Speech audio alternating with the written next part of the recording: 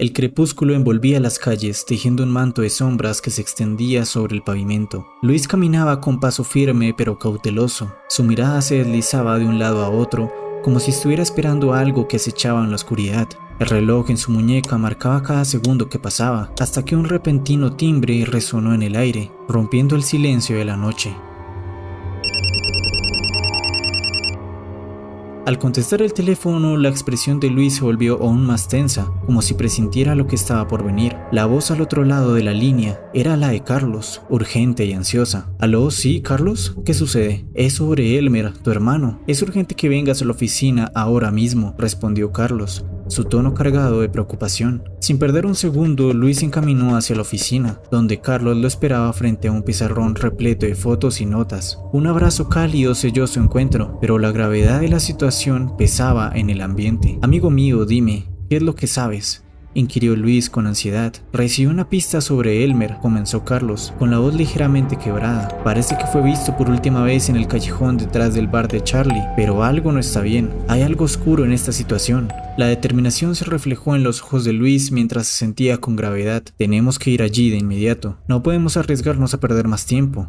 Vamos. Juntos emprendieron el camino hacia el callejón oscuro, donde las sombras parecían cobrar vida propia. Al llegar, encontraron indicios de un crimen reciente, dispersos entre los escombros y las huellas en el suelo. Luis comprendió de inmediato que este secuestro estaba relacionado con él, una advertencia directa. Esto no es una simple coincidencia, murmuró, su voz grave y llena de determinación. A mi hermano lo han estado siguiendo y este secuestro es un desafío hacia mí. Pero antes de que pudiera hacer más, las luces de un auto oculto en las sombras lo cegaron y una figura emergió de entre las sombras con una sonrisa siniestra. Así que finalmente nos encontramos, Luis, dijo el recién llegado con una voz burlona. Pensé que vendrías personalmente a salvar a tu hermano. La confrontación fue inevitable, con acusaciones y amenazas que se arrojaban entre ellos. Víctor estaba ardido porque fue Luis quien le hizo perder su trabajo de detective, mientras Luis no lograba entender si todo el secuestro fue solo por un título. Carlos a su lado percibía la presencia de alguien más en el callejón, una sensación que helaba su sangre, pues sentía que era Elmer.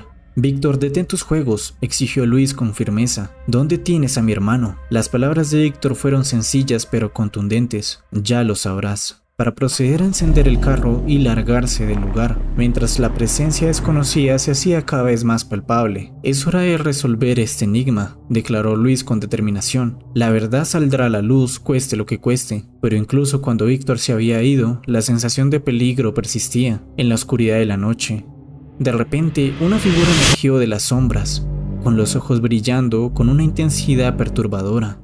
Era una anciana encorvada, envuelta en harapos y con una sonrisa siniestra que jugaba en sus labios marchitos. Lo más perturbador de todo para Luis, que a pesar de que la anciana tuviera una cara bastante demacrada y arrugada, en el fondo tenía un aspecto similar al de Elmer. Cuidado, susurró Carlos, su voz temblorosa por el repentino encuentro, pero la anciana simplemente se acercó más, sus ojos fijos en Luis con una mirada que parecía leer sus pensamientos, así como su alma parecía pedir perdón desde lo más profundo del infierno. El peligro acecha en las sombras, detective, dijo la anciana con una voz que parecía susurrar desde el abismo. No todo es lo que parece, y el verdadero enemigo puede estar más cerca de lo que crees. Luis y Carlos intercambiaron una mirada llena de incertidumbre, preguntándose qué significaba aquellas palabras enigmáticas.